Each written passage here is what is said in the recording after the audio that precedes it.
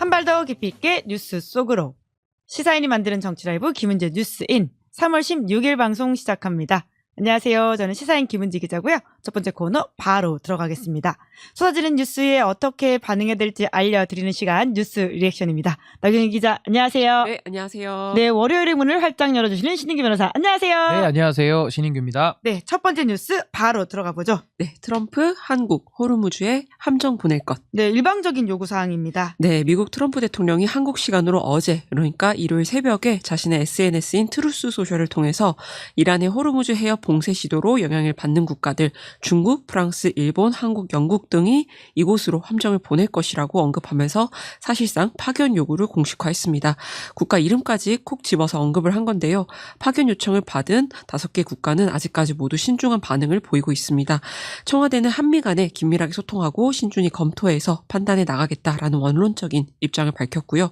일본 역시 자국의 대응은 스스로 결정하면서 독자적인 판단이 기본 원칙이다 라면서 트럼프 대통령의 요청에 따라 즉각 해군 함정을 파견하지는 않을 것이라고 밝혔습니다. 주미 중국 대사관 대변인도 중국은 즉각적인 적대 행위 중단을 촉구하고 있다라고만 밝히고 트럼프 대통령의 요청에 대해서는 직접적인 답변을 하지 않았습니다. 그러자 트럼프 대통령은 오늘 군함 파견을 재차 재촉하는 듯한 글을 또 올렸는데요.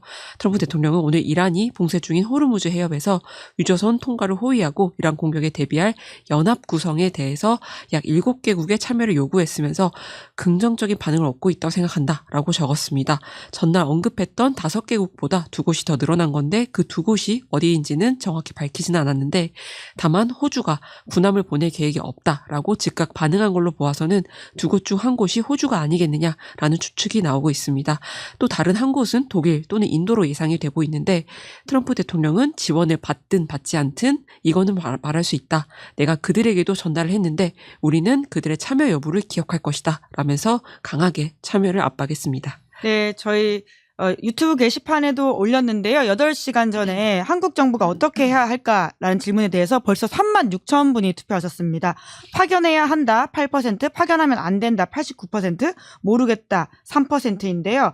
주요 댓글들을 좀 말씀을 드리면 정님께서는 전쟁은 지가 버려놓고 수습은 왜 맨날 무방국 타령이냐 이렇게 일침을 쏘시기도 하셨고요. 뿐만 아니라 살며 사랑하면 님은 명분도 없는 전쟁에 우리 군을 희생시킬 수 없다.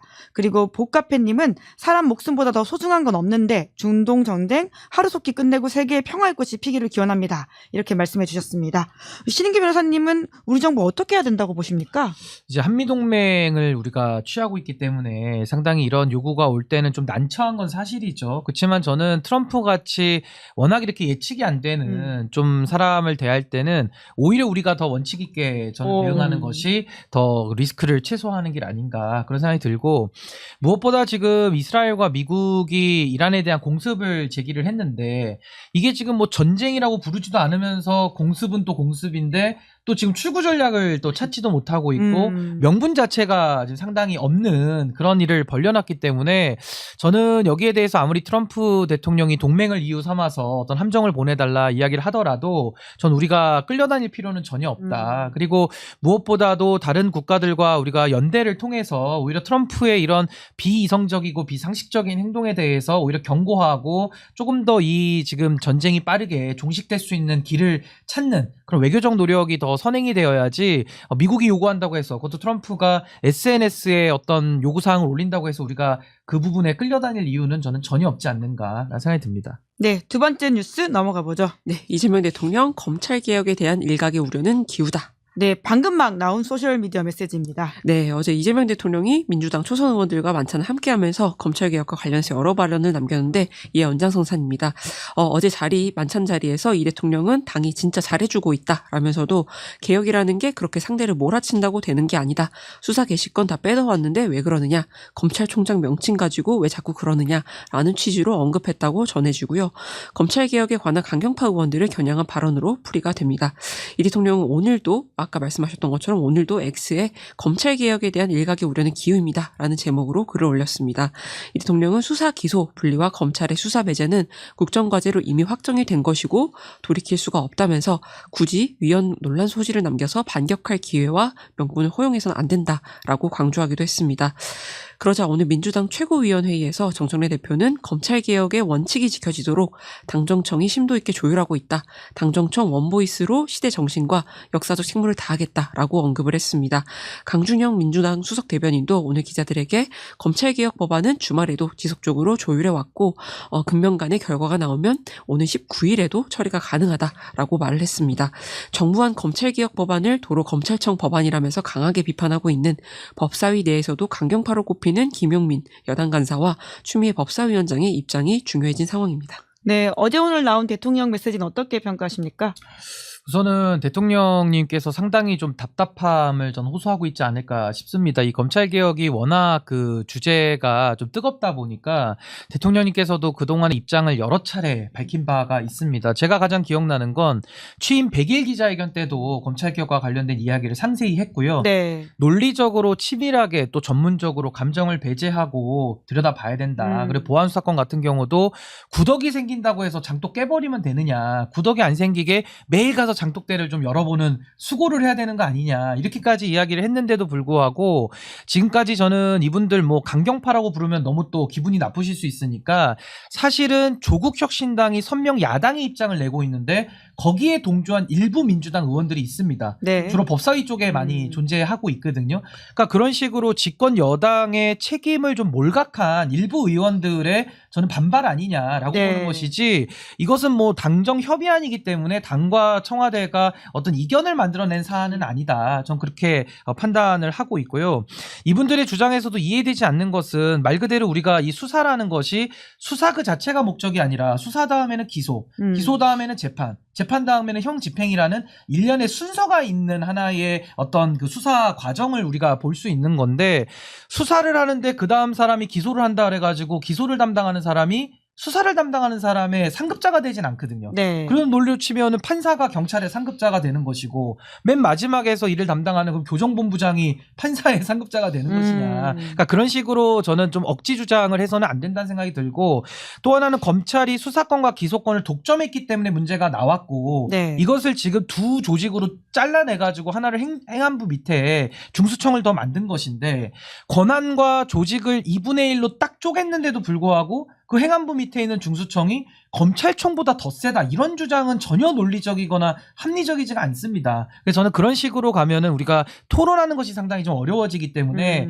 일부 좀 감성적이거나 감정적인 논리로 접근을 했을 때 본인에게는 그런 약간의 정치적인 이득이 있을 수는 있겠지만 저는 국민 전체를 우리가 본다면은 그런 식의 좀 교조적인 입장은 좀 회피해야 되는 거 아닌가 싶고요. 마지막으로 대통령께서 합리적인 입장을 지금 계속 주문하고 있거든요. 근데 우리가 합리적으로 한다 그래가지고 개혁 의지가 후퇴된다고 읽을 수는 없는 겁니다. 그러니까 개혁 의지를 가지고 조금 더 국민들을 위한 합리적인 개혁안을 만드는 것이 지금 가장 필요하지 않을까라는 생각이 듭니다. 네, 방금 말씀드렸던 막 나온 대통령 메시지 같은 경우에는 이제 기사를 이제 일정 부분 반박하는 식으로 메시지가 나온 거거든요. 근데 해당 기사가 중앙일보 기사인데 제목이 이재명 검찰개혁 정부안 당부 김어준 객관 강박 설득되고 싶다.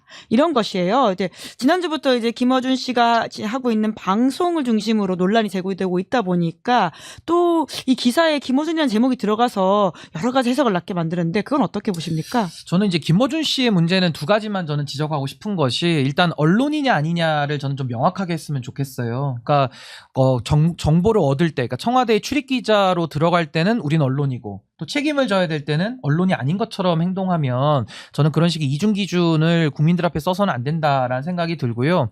무엇보다 언론이라고 한다면 전 언론과 정치의 경계도 좀 거야 된다고 보거든요. 그러니까 언론을 한다고 하면서 정책에 아주 깊숙이 개입하거나 어떤 여론에 대해서 일방향적인 어떤 주장만을 좀 주입하는 식으로 언론을 운영한다면 그것은 뭐 정치 행위와 굉장히 구별이 좀 어려워지는 그런 상황도 좀 있기 때문에 저는 김어준 씨가 운영하는 그 방송사 자체가 누가 봐도 언론사거든요. 그렇다라고 한다면 언론의 어떤 권한과 책임을 동시에 다 수행하는 전 그런 노력이 반드시 필요하다. 그래서 저는 이 부분에 대해서는 뭐 나쁘게 보지는 않고요. 어떻게 보면 하나의 그런 시대가 좀 바뀌어가는 과정 속에서 나오는 진통일 텐데 이제는 우리가 김어준 씨에 대해서도 언론인으로서의 그런 책임과 자성, 반성과 성찰에 대해서도 적극적으로 요구해야 되지 않을까라는 생각이 듭니다. 또 일각에서는 출연과 관련돼 있는 문제 제기를 하시는 분들도 있어요. 신인기 변호사님도 관련해가지고 어떻게 보시는지 궁금합니다. 그러니까 이제 출연의 문제는 사실 이제 민주당이 저는 상당히 중요한 역할을 해야 된다고 보는 것이 국민 대다수가 볼 때는 마치 그 김어준 씨의 뉴스공장이 민주당과 굉장히 깊숙하게 연관되어 있는 것처럼 이미지가 형성이 되고 있고 이번에도 그 공소 취소가 관련된 그 지라시성 기사에 대해서도 국민의힘이 막 탄핵과 특검을 운운하면서 그 김어준 씨 방송을 최고위에서 막 보고 있는 그런 사진도 나오지 않습니까? 그렇기 때문에 저는 민주당에서 김어준 씨가 반성하고 어떤 책임을 이행하는 거를 전 조건으로 해서 그때까지는 뭐 출연도 좀 자제한다든지 어떤 보이콧의 형태도 한번 검토는 해봐야 되는 거 아니냐. 저는 이 부분에 대해서는 자정의 노력 없이는 전 이재명 정부가 앞으로도 계속 힘들어질 가능성이 높기 때문에 저는 지금부터라도 좀 제대로 된 언론과 이런 정당의 관계를 맺는 것이 중요하지 않을까 싶습니다. 네, 다음 뉴스 넘어가 보죠. 네, 돌아온 이정현, 버티는 오세훈. 네, 국민의힘 상황은 또 여전히 복잡합니다. 네, 어제 이정현 국민의힘 공천관리위원장이 업무에 복귀를 했습니다. 13일, 그러니까 지난주 금요일 날 공천 과정에서 변화와 혁신을 더 이상 추진하기 어렵다고 판단했다면서 사퇴한 지 단 이틀 만인데요. 장동혁 대표가 공천 혁신을 완수해달라면서 자신에게 공천과 관련한 전권을 맡기겠다고 약속했기 때문이라고 합니다. 다시 복귀한 이정현 위원장은 오세훈 서울시장에게 16일, 그러니까 오늘이죠. 오늘 서울시장 후보 추가 공천 접수를 공고할 예정이니까 참여해달라라고 밝혔는데 이로써 벌써 세 번째 후보 공모인 셈입니다. 하지만 전륜선언이 후보 등록의 선결 조건이다라고 입장을 내고 있는 오세훈 서울시장은 여전히 후보 접수를 하지 않고 있는 상황이고요. 한편 오늘 국민의힘 공관위는 김영환 충북지사를 공천 대상에서 제외하기로 결정을 했습니다. 이정현 위원장은 국민의힘이 다시 태어나기 위한 결단이라면서 공천 혁신 차원에 따른 현역, 광역 단체장에 대해서도 추가 컷오프 가능성을 예고를 했습니다. 김 지사는 지난해 6월 충북 지역 체육계 인사인 기업인한테 2차례 돈봉투를 받은 혐의로 현재 수사를 받고 있는데 오송 지하차도 참사와 관련해서도 중대 시민재해 혐의로 검찰 수사를 받고 있는 중입니다. 또 친윤계로 여러 구설에 휘말리기도 한 인물인데 컷오프 소식에 당연히 김영환 지사 측은 반발을 했고요. 오늘 일정을 취소하고 휴가를 내버렸다고 합니다. 네, 오세훈 시장은 등록할까요? 글쎄요, 뭐 오세훈 시장도 나름의 벼랑 끝 전술을 예. 하고 있는 건데, 뭐 명분은 이제 당의 개혁을 걸고 있다. 뭐 그 자체는 틀린 말은 아닌데, 문제는 국민들께서 보시기에 오세훈 시장도 그러면 민심과 동행하는 정치인이냐라고 묻는다면은 저는 매우 좀 회의적이거든요. 그렇기 때문에 어떻게 보면 공천이라고 하는 당의 시스템, 어떤 프로세스를 놓고 현직 시장과 당대표가 줄다리기를 하면서 서로 마치 어떤 감정 싸움하는 듯한 이런 모습을 보이는 것은 국민들 앞에 면목 없는 일이고, 또 거기다가 지금 국민의힘에서 서울시장 후보로 등록한 타 후보도 있지 않습니까? 그렇죠. 그렇다라고 한다면 그분들 뭐 아무리 약체로 분류가 되더라도 이 공정성이라고 하는 것은 당에서 지켜야 될 최소한의 기준과 가치일 텐데 그런 것까지 훼손해 가면서 둘의 어떤 감정 대결로 가는 것은 전 장동혁 대표든 오세훈 시장이든 누가 이기더라도 저는 둘 다 패배하는 꼴 아니냐. 그리고 결론만 말씀드리면 이게 저는 욕망의 관점으로 늘 국민의힘을 바라보거든요. 아하. 욕망의 관점에서 보면은 오세훈 시장도 저는 타협하고 후보 등록을 할 수밖에 없는 상황으로 가고 있다. 그 주변에 너무 많은 분들의 욕망이 어우러져 있기 때문에 예. 욕망의 욕망론입니다. 어떤 욕망인가요? 아니 지금 오세훈 시장 홀몸이 아니잖아요. 아. 주변에 뭐 참모들이나 다 정치인들이 거기 수십 명이 달려있는데 오세훈 시장이 출마도 안 하면서 그냥 여기서 정치적 은퇴 비슷하게 가겠다? 그걸 누가 이해할 수 있을까요? 그분들의 욕망이 오세훈 시장의 이 벼랑 끝 전술에서 후보 등록으로 아마 서류를 지금 잘 정리하고 있지 않을까 싶습니다. 아, 서류 정리 중일 것이다. 서류가 낼 게 많거든요. 예, 내일까지긴 하죠. 네, 예. 미리미리 준비를 해야 될 겁니다. 그럴 수도 있을 것 같다라는 생각이 드는데, 근데 또 이제 무소속 출마 가능성은 없냐라는 이야기도 있고, 그러니까 출마하지 않고 당권 경쟁으로 뛰어들 것이다라는 예측도 있잖아요. 그럴 가능성은 어떻게 보세요? 그러니까 출마를 안 하면은 안 해서 죽는 거고, 예. 출마를 하면 예. 그래도 어렵지만 전 잘 안 된다고는 보는데 양쪽으로 가도. 근데 어떻게든 결과가 안 좋더라도 차라리 그럴 때는 안 하는 것보다는 하는 게 더 낫다. 우리가 뭐 어디 갈까 말까 고민될 때는 그냥 가라 뭐 이런 말도 있잖아요. 그러니까 지금도 오세훈 시장이 상당히 고심은 깊겠지만 저는 출마를 안 해도 어려워지고 출마를 해도 어려워진다면 오히려 출마를 하는 쪽으로 본인의 공간을 더 열어보려고 하지 않을까. 정치인이 출마를 안 하면서 국민의 선택을 확인할 수 있는 방법은 없습니다. 네. 다음 뉴스 넘어가 보죠. 네, 재판 소원 나흘 사이 44건. 네, 어떤 내용이죠? 네, 법원의 확정 판결에 대해서 기본권 침해 문제를 다투는 헌법 소원 심판인 재판 소원 제도가 시행된 지 나흘 만인 어제까지 총 44건이 접수가 됐다고 합니다. 확정된 판결이 헌재 결정에 반하는 취지로 재판함으로써 기본권을 침해한 경우, 그리고 적법한 절차를 거치지 않아서 기본권을 침해한 경우, 마지막으로 헌법과 법률을 위반해서 기본권을 침해한 것이 명백한 경우 등이면 청구할 수가 있는데, 판결 확정일로부터 30일 이내에 청구해야 하는 조건이 있습니다. 접수된 사건들은 헌법재판관 9명 중 3명으로 구성되는 지정재판부 배당을 거쳐서 사전심사에 들어가는데, 이들을 보좌하는 재판소원 전담 사전심사부는 헌법연구관 8명 규모입니다. 현재는 재판소원 도입으로 연간 1만 건에서 약 1만 5천 건의 사건이 접수될 것으로 내다보고 있는데, 만약 이 8명 규모가 그대로라면 병력 현상이 일어날 수도 있다는 우려가 나오고 있습니다. 그러자 정치권의 제도 보완 논의도 시작이 됐는데, 박지원 민주당 의원은 명백히 이유가 없는 경우 결정문에 별도 이유를 적지 않고 기각할 수 있도록 하는 내용을 담은 헌재법 개정안을 대표 발의를 했지만, 기본권 구제 절차로 마련된 재판소원 제도에서조차 이유 없는 기각은 더 신중해야 된다, 이런 반론이 나오고 있는 상황입니다. 네, 지금 상황은 어떻게 보고 계세요? 재판헌법 소원제도는 사실상 헌법재판소와 대법원의 위상을 바꾼다라고도 볼 수 있을 정도로 저는 개인적으로 찬성하는 제도라고 저는 생각을 합니다.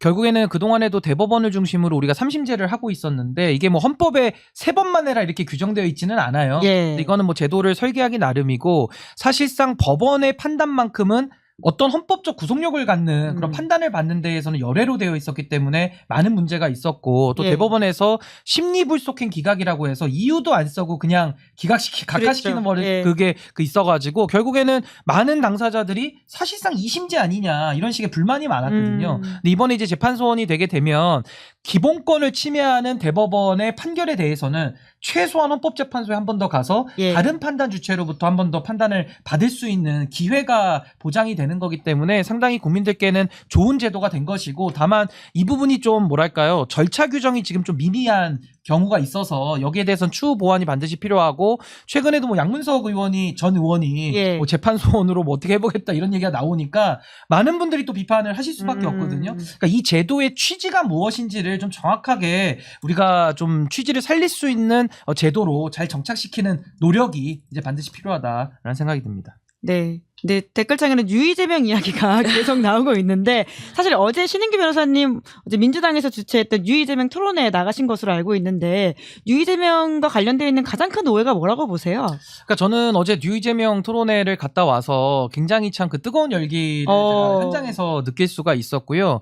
무엇보다 뉴 이재명이라고 하는 것은 이재명 정부의 노선을 지지하는 겁니다. 어떤 특정 정치인에 대한 무슨 뭐 친목이나 어떤 친분 이런 걸 주장하는 것이 아니라 이재명 대통령이 가는 실용과 국익과 통합의 노선을 지지하는 것이고, 예. 유능함과 생산성과 어떤 효능감에 기반한 정치로 이제 대한민국이 좀 바뀌어야 되지 않냐라는 저는 국민적 열망으로 보고 있기 때문에 이 현상에 대해서 너무 부정적으로 볼 시각은 아닌 것 같고, 예. 마치 뉴 이재명 현상을 어떤 정치인들의 정치적 이익으로 자꾸 쓰는 거 아니냐라는 그런 프레임을 만드는 분들도 계시는데, 그렇게 만들기에는 이 현상 자체가 국민들이 만들어낸 현상이라서 어떤 특정 정치인이 이걸 좌우할 수 있는 영역의 것은 아닌 것 같다. 그래서 저는 대한민국 정치가 좀 바뀔 필요가 있지 않습니까? 전 이재명 대통령이 최근에도 갤럽 기준으로 중도에서 75%의 아주 경이로운 지지를 만들어낸 것처럼, 전 앞으로도 모든 정치인들이 이재명 대통령의 노선을 좀 따라가고 그런 유능함을 좀 갖춰서 국민 앞에 서는 노력도 반드시 좀 필요하지 않나라는 생각이 들었습니다. 네. 자, 신인규 변호사의 날카로운 시선으로 바라본 이번 주 사진 한 장을 보는 시간인데요. 신인규의 원샷 원킬입니다. 어떤 사진이죠? 네, 지난 토요일 한동훈 전 국민의힘 대표가 부산 사직 야구장을 찾아서 롯데 자이언츠와 LG 트윈스의 프로야구 시범 경기를 관람을 했습니다.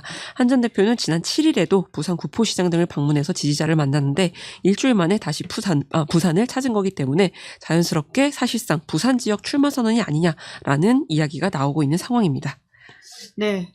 지금 한동훈 전 대표의 저 사진 어떻게 보셨어요? 아니 뭐 유니폼은 잘 어울리는 것 같은데, 저는 사실 이것도 한동훈 전 대표가 사직구장에 간 것이 지금 기사가 아니라, 사실은 재보궐선거를 혹시 부산 지역으로 지금 예. 나가려고 하는 거 아니냐. 아마 이런 관심이 굉장히 많을 텐데 저는 정치인들이 조금 더 좀 국민들 앞에 정면 돌파를 하는 그런 자세가 필요하지 않을까. 예를 들면 뭐 내가 어느 지역구를 나갈지를 마치 스무고개 하듯이 맞춰보도록 한다든지 뭐 탈당할까 말까를 국민들 앞에 자꾸 이렇게 재는 듯한 모습들 예. 정치인들이 많이 보여왔거든요. 저는 그런 식의 정치 행태를 좀 벗어나서 이제는 어떤 정치를 하겠다라는 걸 좀 구체적으로 국민들 앞에 이야기를 하고 또 국민들의 평가와 선택을 받는 좀 이런 정치 문화로 좀 바뀌어 나가는 것이 더 바람직하지 않을까. 그래서 저는 네. 개인적으로 한동훈 전 대표 어느 지역 나가는지 별로 이제는 궁금하지가 않고 하도 이 이슈를 가지고 너무 많은 언론에서 좀 평가들을 많이 했기 때문에 빨리 본인이 어떤 출마 지역을 정해가지고 전 국민들 앞에 좀 당당하게 나섰으면 네. 좋겠다라는 조언의 말씀 드립니다. 부산에는 나간다? 안 나간다? 뭐 그냥 한동훈 대표 마음일 것 같아요.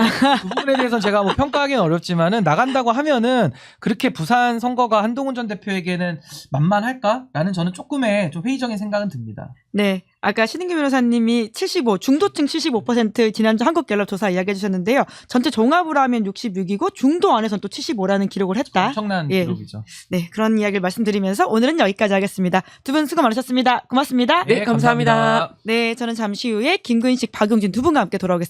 기다리신 동안 구독, 좋아요, 알림 설정 부탁드립니다. 고맙습니다.